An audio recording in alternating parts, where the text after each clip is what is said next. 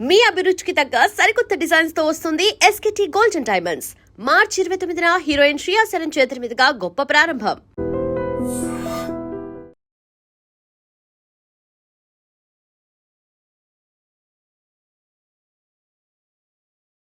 హిడ్మాకి తొలి గురువు ప్రస్తుతం మనతో ఉన్నారు. ఆయనే సంబాల రవీందర్ అలియాస్ అర్జున్.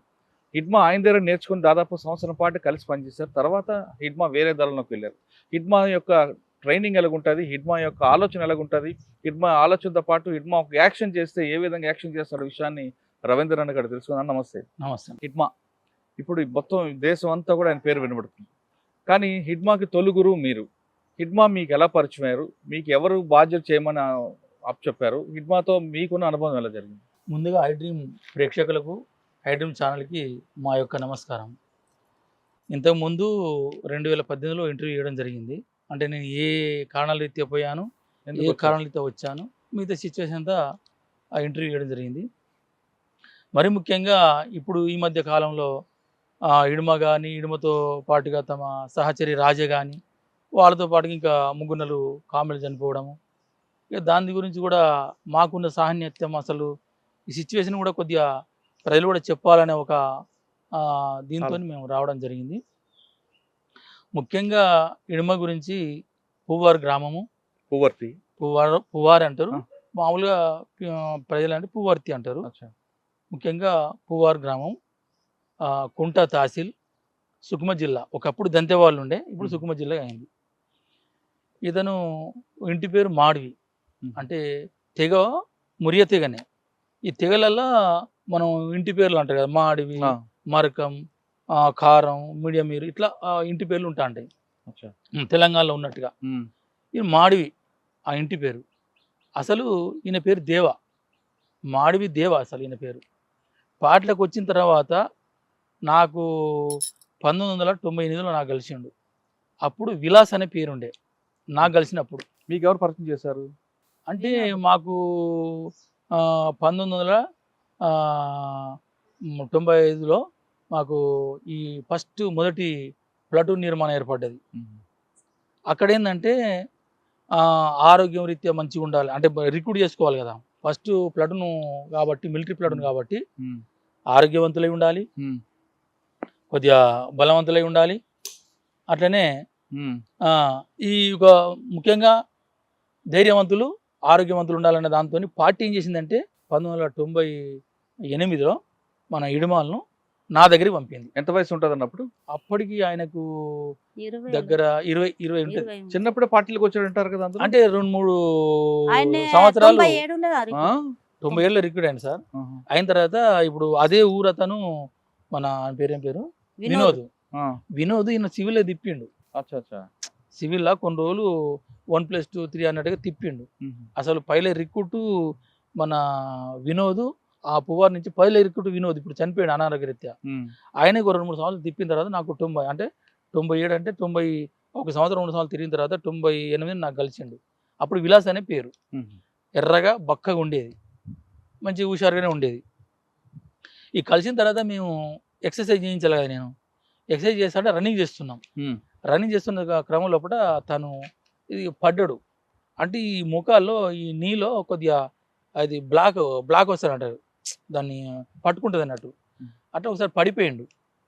పడిపోవడంతో అరే మరి ఇట్లా ఫస్ట్ మిలిటరీ ప్లాటూన్, అదే ప్లాటూన్ కదా, మన డీకెళ్ళే మంచిది అంటే ఆరోగ్యరీత్యంగా మంచిగా ఉండాలి, ధైర్యవంతులు ఉండాలి. ధైర్యం ఓకే అప్పటికి ఆయన, కానీ ఈయన పడుతుండు కదా, ప్రాబ్లం అవుతుంది. దాంతో నేను నేను ప్లాటూన్లో పని చేయలేడని దాంతో మళ్ళీ ఆర్గనైజేషన్ పంపిన ఇతన్ని, ఈ విలాస్ అనే పేరు మీద ఇడుమాను. ఈ ఆర్గనైజేషన్ పోయిన తర్వాత ఎందుకు వచ్చినావు అంటే, ఇట్లా అర్జున్ దాదా నాకు ఇట్లా ఆరోగ్య సమస్యను పంపించడానికి కొద్దిగా నారదయ్యిండు, కొద్దిగా బాగా చిన్నపోయిండు. నేను మిలిటరీలో పనిచేయనా ఎట్లా ఏడ్చిండు కూడా.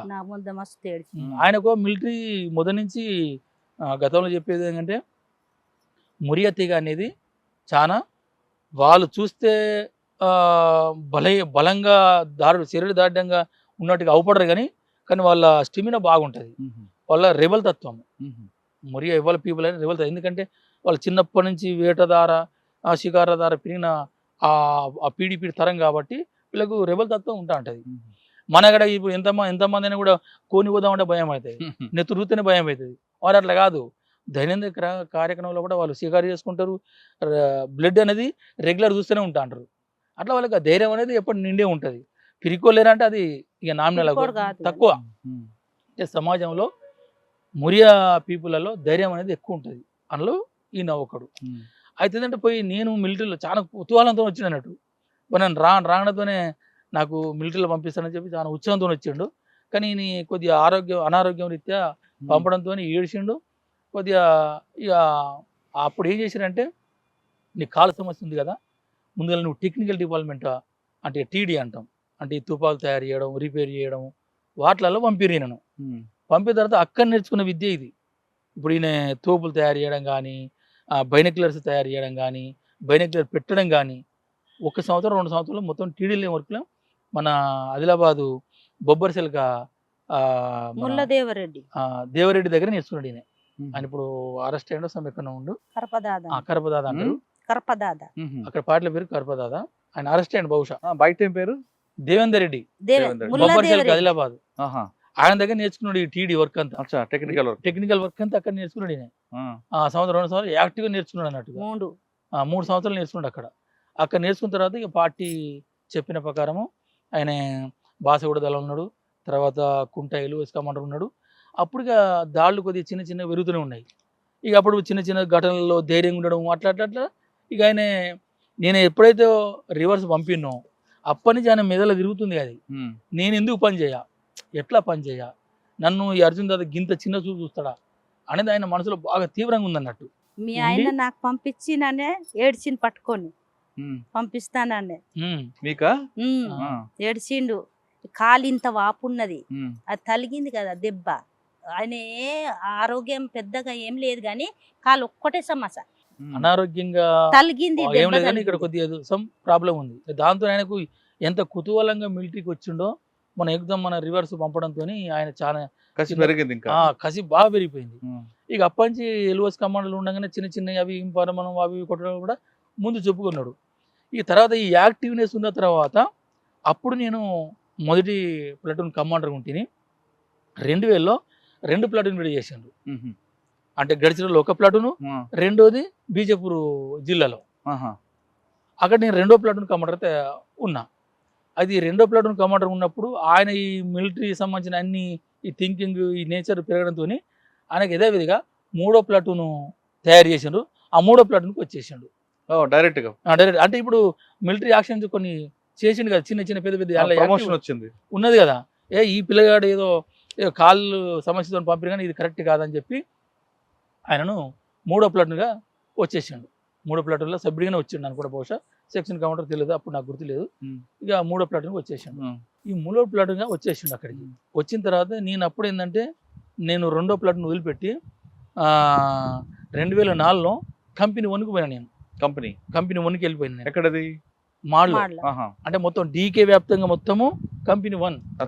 దాని కమాండర్కి వెళ్ళినా. ఫస్ట్ మన పార్టీలనే మొదటి కంపెనీ కమాండర్ నేనే. అది 2004లో. అప్పుడు ఇంకేం చేసారు, ఒక్కొక్క డివిజన్కు ఒక్కొక్క కంపెనీ ఉండాలనేది అప్పుడు మన పార్టీ తీసుకున్న నిర్ణయం. అంటే మాడు స్థావరంగా ఒక కంపెనీ ఉండాలి, అంటే ప్రొటెక్షన్ రీత్యా కానీ శత్రుదాళ్ళ రీత్యా కానీ ఎదుర్కోవాలంటే ఒక కంపెనీ ఉండాలని చెప్పి అక్కడ కంపెనీ తయారు చేసిండు. ఇక 2వ కంపెనీ అనేది ఇక్కడ సౌత్ బస్తాల్లో తయారు చేసిండు. అక్కడ 2వ కంపెనీగా ఈ పడకల స్వామి కమాండర్ ఉండే, ఈ ఇడుమలు సెక్షన్ కమాండర్ ఉండే.